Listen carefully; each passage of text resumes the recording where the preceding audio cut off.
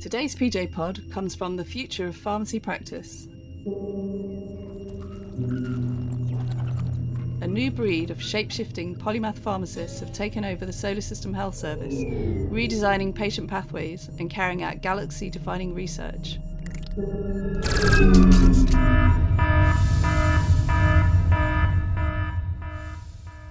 Actually, sorry, I got a bit carried away there. We're not beaming in from the future. In fact, these pharmacists are among us right now. In consultant post, you are trying to deliver that high level of expertise that you've gained and developed in your clinical practice to a wider population. So you're impacting widely on your region and even nationally and internationally. Being a consultant pharmacist empowers you a little bit. You feel as if you can walk into a room and say, this is what we're going to do, and people listen and want to follow that and want to participate. I feel like it really gets your foot in the door with people. People have quite a lot of respect for the roles. I think you have to like being busy, you have to enjoy the role, be willing to embrace change. You do really need to be able to work with a wide variety of people, across the spectrum, not just within the pharmacy team, and work outside your own trust as well with your regional and national colleagues. I'm Dawn Connolly, Features Editor at the Pharmaceutical Journal. It's been 2 years since the Royal Pharmaceutical Society took control of the way consultant pharmacists are approved, so we thought we'd introduce you to a selection of these impressive individuals for an exclusive insight into what it means to practice at this level and what it takes to get there. So a consultant pharmacist is about system transformation. And that's subtly a little bit different from service transformation. That was Paul Forsyth, who's qualified as a consultant pharmacist, but isn't yet in an approved post. So I'm a cardiology pharmacist with a specialist interest in heart failure in Glasgow. So I could just say, look, here's half a dozen clinics that I've got up and running. Aren't they brilliant? So that's service transformation. But how does that fit in a system? So, is it the right patients? Does it fit in with all the other healthcare professionals? Is it what's needed? Is it what government are asking us to do? Is it working? Like, where was the need, and is the new one better? How are we building pipelines of people that can produce that service for you? How is it integrated with the other professionals out there in the system? So is it the right spend for public money? So the job of a consultant pharmacist is to try and knit all those things together. Consultant posts were introduced in England in 2005, and for the first 15 years they developed in an organic way and were based almost exclusively in secondary care. This led to some trusts having large numbers of consultants and other similar trusts having none. Wales and Northern Ireland followed almost a decade later, and in Scotland there was no national policy on consultant pharmacists until 2017, and there are currently no officially appointed consultants, although several pharmacists in Scotland, including those we speak to in this episode, are qualified as consultants and have been working at that level for years. In January 2020, the government issued new guidance for the UK with the aim of providing a renewed impetus both to increase the number of consultant pharmacist roles and to reduce variation. I think it was an appropriate time for the NHS to have a stop and see how it had grown.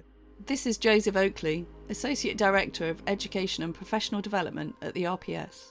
I think there was also a question around how do we standardise the level of practice expected of consultant pharmacists? How do we make sure that all the posts are of a similar level? And how do we make sure that the individuals filling those posts have the entry level or baseline capabilities to effectively practice at that very senior level and have a very large influence on patient care? The RPS took over the process for approving consultant pharmacist posts, which had previously been managed through a regional mechanism, and in October 2020 launched what is called a consultant pharmacist credentialing programme. To date, it's approved 45 posts under the new process and successfully credentialed 20 candidates as consultant ready, and the number of pharmacists applying to become consultants is growing exponentially. Consultant pharmacists have a hugely complex role, often juggling lots of balls at the same time. They're required to work across the so-called 4 pillars, namely clinical practice, leadership, research and education, which are common to consultants across all healthcare professions.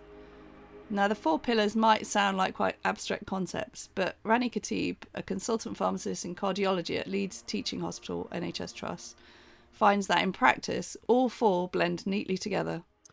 Sometimes they overlap. So, for example, the clinical element is always there and needs to be in a consultant post, of course, but sometimes you blend it. So, for example, my research could be applied research, and therefore it's applied clinical research. So you can actually conduct research while you're developing a unique clinical service of huge benefit to the patient. Rani gave numerous examples of this blended approach, including introducing a new model of working with patients following a heart attack, which involved cardiology consultant pharmacist support and medicines review, and then evaluating this re-engineered service to see whether it improved adherence and outcomes. What struck me about Rani and the other consultants I spoke to is that they all share a laser-sharp focus on the bigger picture, and they're all committed to constantly re-evaluating whether they're achieving that vision. Consultants are people who are leaders. You need to start thinking about what leadership means. You need to think about solutions. You need to think about development of others. You need to think about outcomes that you're working towards. You need to have a vision and to collaborate with others to deliver.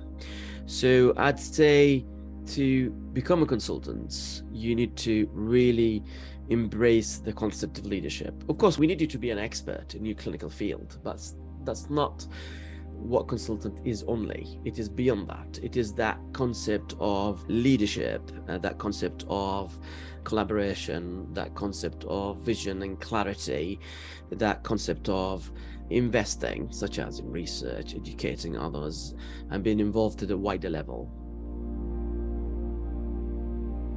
This leadership and collaboration that everyone spoke to can lead to some amazing achievements. I spoke to Andrew Radley, who's credentialed as Consultant Ready and has been a consultant in pharmaceutical public health in NHS Tayside for over 16 years.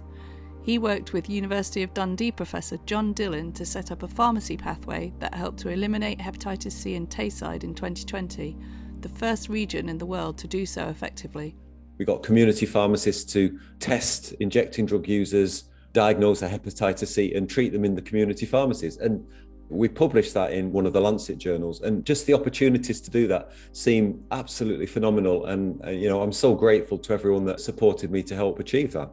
The thing that I'm doing at the moment with Professor Sutherland is we're trying to put point of care HbA1c monitors into pharmacy to see if we can diagnose the population of pre-diabetics from a pharmacy. And I'm working with colleagues across the east of Scotland. And again, I'm really grateful because this is always a team effort, but I'm so grateful to be able to be part of the innovation. And as I said, as a hospital pharmacist, I never dreamed I could do projects of this scale and importance. I also spoke to Paula Crawford, who's been a hospital pharmacist for 27 years and in 2019 started as a consultant pharmacist for older people services within the Belfast Health and Social Care Trust. She's currently working on a project with the Northern Ireland Ambulance Service to develop a new referral pathway into the Medicines Adherence Service for older people. So whenever the Northern Ireland Ambulance Service come across patients in their own home who are having difficulty with medicines adherence issues, we're hoping that they can then refer patients to our medicines adherence pharmacist within the team, and they can go out and visit the patient in their own home and look at solutions really to improve their adherence and do a medicines review. So how do pharmacists prepare to take on these complex, high-achieving roles? Well, as I mentioned earlier, the RPS launched a consultant pharmacist credentialing programme a couple of years ago. Now, this is available to all pharmacists practising in patient-focused roles. It involves a programme of learning that's based on the consultant pharmacist curriculum, and this describes the entry-level knowledge, skills, behaviours and levels of performance expected of consultant pharmacists. Pharmacists going through the process have to demonstrate that they've met the curriculum outcomes by undertaking a wide range of different types of learning and collecting a portfolio of evidence which is ultimately submitted to the RPS and assessed by a panel of experts. Examples of evidence could include a wide range of things, such as published journal articles, written feedback from patients, evidence of active involvement in the design of care pathways, or recordings of presentations, meetings, or consultations. So if you want to take a very weighty salary and take public money and buy essentially a consultant pharmacist, then it's only fair that the public should think, well, what are the skills of this person, clinically and non-clinically, to form this quite important population level function? As Paul says, the credentialing process, rightly so, is not a small undertaking. Hannah Beba, a consultant pharmacist in diabetes at West Yorkshire Health and Care Partnership, who got accredited in July this year, explains that it's difficult to do all of the learning needed while still holding down a full-time job. Yeah, it felt like it wasn't going to come together, and then all of a sudden it was there. I think it's really hard because you'll do different pieces of work at different times over quite a long time period. So for me, again, that was probably the things that have gone into my portfolio have been done over probably the last 3 years or so. Certainly I found it difficult while I was actually credentialing and submitting that portfolio. I think again it's just a lot of engagement with people, and you can't be doing that really in your working day, or it's not possible to do it in your working day. I think there were sort of two facets to that. I suppose there's doing the things that are going to build your portfolio to the point where you could submit for credentialing, but also there's the liaising with all the people who need to give you feedback on that, which is quite time consuming as well. Hannah's talking there about the people that candidates need to find to help them achieve the curriculum outcomes. These include observers to evidence what they've achieved, a professional coach to help them reflect on and monitor their progress, and several expert mentors to provide targeted support in the key areas of the curriculum. Hannah, for example, had 8 mentors, 2 for each pillar of practice, and they came from a mix of professional backgrounds, including medics, academics, and pharmacists from various sectors. I think sometimes people feel that the portfolio is a bit of a chore, but actually the mentorship element of that, I had some really fantastic conversations with my mentors that have really helped me not just scope what I needed to do to get through the credentialing, but actually have helped me think about what do I do now, because you've been working towards something for so many years that you forget to think about what you're going to do on the other side of this. Hannah admitted that it was difficult to find a good work-life balance while going through the credentialing process, but that things have improved since she qualified, and she's now managing to claw back some time for herself and her family. In fact, all of the consultants I spoke to stressed the importance of maintaining a life outside of work. Here's Paula again. Yeah, you just have to really prioritise as well. Your life outside of work is very important, obviously. You need to do what makes you happy, enjoy time with your family as well. So I'm a great believer in working really hard during the day when you're in your workplace, but then also you need to take that family time as well. Achieving this work-life balance is all the more remarkable for Paula, given that she has just started a PhD at Queen's University Belfast, looking at medicines linked to falls in older people, which she hopes will lead to service improvements. Now, you might be listening to this podcast and wondering if you should be aiming to become a consultant.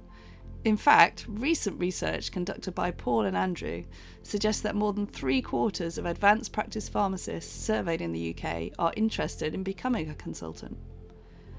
But how many consultants do we actually need? Is this a path that every pharmacist should be on, a bit like the medical model? At the moment, we are far from that, with only 155 of these posts across the UK, a small number in the context of a 60,000 strong pharmacist workforce. Andrew says that the consultant role is not one that all pharmacists should be striving for. So we certainly need everyone who's a career grade pharmacist to be credentialed at advanced practice level. So that's the givens, that's become the new normal, and that's really what the objective should be for the profession, to have everyone, hospital pharmacists, community pharmacists credentialed at advanced practice level, because we need to perform at that level for our patients. Medicines are getting more complicated, care's becoming more complicated and more diverse, but then I don't think that we need to ape what the medics have done. So it doesn't have to be that at the end of your training program, you automatically get a consultant post. I mean, Tayside's got several hundred medical consultants, and I don't think we need several hundred pharmacist consultants. However, we probably do need 7, 8, 9 of us to work in key areas. The point is that we innovate and we improve patient outcomes for populations, and so that should be the point of appointing a consultant. Paul, who works closely with Andrew up in Scotland, agrees that not everyone should be aiming to be a consultant. He also believes that there needs to be a shift of emphasis for consultants from specialists to generalists. So we know from the work that we've just published that if you self-identify as a specialist, you're probably about 3 to 4 times more likely to feel confident as a consultant level kind of practitioner. Because the path to this and the opportunities for the generalists are a little harder to see. So when you're in a specialism, the goal that you're pulling towards, the visibility of each other and the opportunities for you all to work together on projects are much more explicit in front of your eyes. Whereas if you're a community pharmacist or a general practice-based pharmacist, you're a little bit more isolated professionally. You still have an MDT around you, but perhaps in that day-to-day sense, you're a little less visible to each other. So we do, if we want those people, need to perhaps even weight some opportunities to them going forward, because if we don't do that and target some of these people, we'll get what you get, which is subspecialist consultant pharmacists that are interested in certain quite small topics. But what the society needs 70-80% of our clinicians to be well-rounded generalists that can deal with 80% of the problems, and only thereafter, if it's very complicated, do you send them on to somebody like me. So yeah, I think we should have generalists. I think the vast majority of these cases should be generalist, and then it should be peppered with perhaps 20-25% of specialists. Although consultant level practice is clearly not for everyone, we do still need more consultants than we currently have, something the Chief Pharmaceutical Officers recognised when they published the new guidance in 2020. And in fact, workforce strategies for consultant pharmacists are in the pipeline in Wales, Scotland and Northern Ireland, with publication of these expected in the next year. In England, decisions about developing consultant pharmacist posts will be made locally by integrated care system chief pharmacists who are leading on local workforce strategies. I was interested to know whose responsibility it is to smooth the path for more pharmacists to become consultants. Here's Rani. It isn't good enough for the leadership bodies like the RPS, our Chief Pharmaceutical Officer, to actually discuss these visions. We want that discussed. We want them to say about what ideally it needs to look like. But then we need that to filter down and actually be seen in everyday work. So I want to see chief pharmacists, clinical directors, when they assess or evaluate the performance of pharmacists or pharmacy workforce, they ask them about important elements such as research.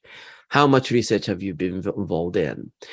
They value any involvement in that.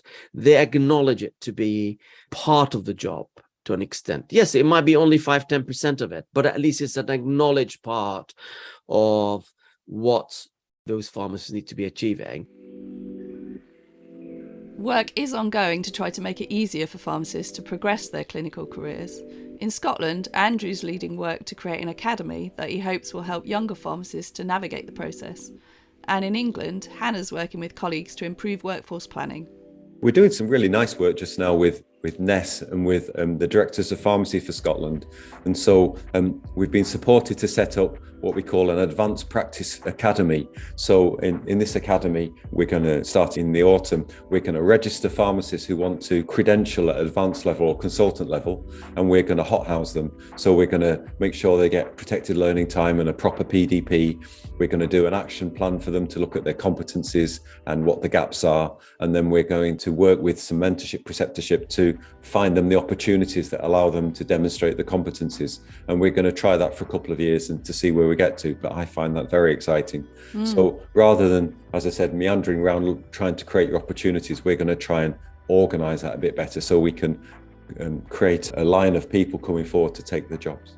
So certainly in Leeds, we've been having discussions around how do we get people more on a track to consultant. We know that there's workforce issues, there's a real need for consultant pharmacist posts. And so we need to think about, can we move people into a highly specialist post pending then to move into consultant? That's good for resilience. We know that the gap that a consultant pharmacist leaves if they retire or leave or are unwell or anything is huge because they do so much across the system. So to have that bit of resilience as well is really good. And so from a workforce planning point of view, it makes total sense, and it allows that person to move into a post where they can do the building of their portfolio in their day job and not have to do all this stuff in their own time, which is better for well-being. These barriers to becoming a consultant that Andrew, Hannah and others are trying to solve are recognised by those leading the plans for consultant assessment and credentialing nationally. What we are hearing is that pharmacists don't have the protected learning time or protected space within their roles to undertake this professional development. Here's Joseph Oakley again from the RPS. There isn't a support structure or formal support structure of individuals to support them through it in terms of developing their e-portfolio. Lots of this is currently done through goodwill and volunteering outside of work hours.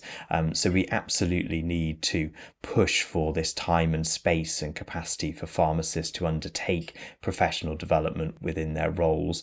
The second point is pharmacists' ability to engage in non-clinical activities such as regional educational work and, really importantly, research. We've heard both from that and a piece of research we undertook around perceived gaps in people's experience, that pharmacists are just not being exposed to the research activities required to meet the curriculum outcomes. As Andrew mentioned earlier, the vision is to have armies of advanced pharmacists, credentialed and ready to go, with all the skills to improve care alongside their consultant colleagues. But that will take professional bodies, government and the NHS working together. An independent commission has been set up by the chief pharmaceutical officers in the 4 nations of the UK to look at this, and it will publish a report early next year. I think that as a patient, you want to know what the word advanced means in the job title of any healthcare professional that you're seeing, and that there is an assumed level of standardization in the use of that job title. We are a long way away from that at the moment, and I think that's fine. I think that's a journey that we and the profession need to go on. But ultimately, I think we want to absolutely see credentialing linked to policy, to some kind of regulatory annotation, to an individual's career progression, their job title and their salary, because then there was a real demonstrable difference and recognition of that advancement. The Independent Commission could be a real opportunity to advance this agenda much more quickly than it may have happened organically. With the current crisis in the NHS, the ongoing redesign of healthcare systems, and increasingly complex treatments and patients, advanced and consultant level clinical pharmacy expertise is needed now more than ever, and achieving this will take a change in attitude from the whole profession. So, would you say that you're optimistic about the future of pharmacy? Yeah, and in terms of consultant pharmacists as well. So I I think we have all the cogs now and all the conditions in pharmacy for change.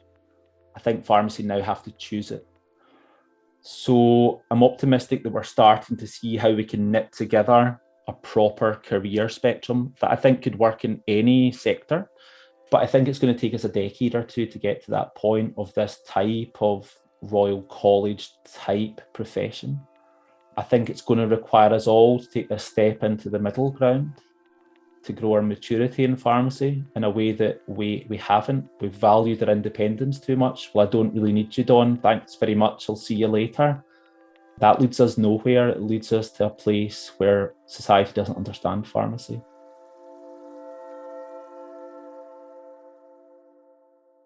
Oh, well, that is laying down quite a challenge for us all, isn't it? As always, we'll be following this story and we'll bring you all of the key developments as they happen. So keep an eye on our website and social media channels for any updates. And for those undertaking credentialing, may the force be with you. That's it from me for this time. Thanks to all of our trailblazing consultants for carving out some time for us in their busy schedules. And more importantly, thanks to you for listening. We really appreciate your support for our journalism. The best way to make sure you never miss an episode is to hit follow or subscribe wherever you access your podcasts. Go on, do it. You know you want to. The PJ Pod is brought to you by the Pharmaceutical Journal, the official journal of the Royal Pharmaceutical Society. This episode was produced by Jeff Marsh and presented by me, Dawn Connolly, with support from Nigel Praties. See you next time. Bye-bye.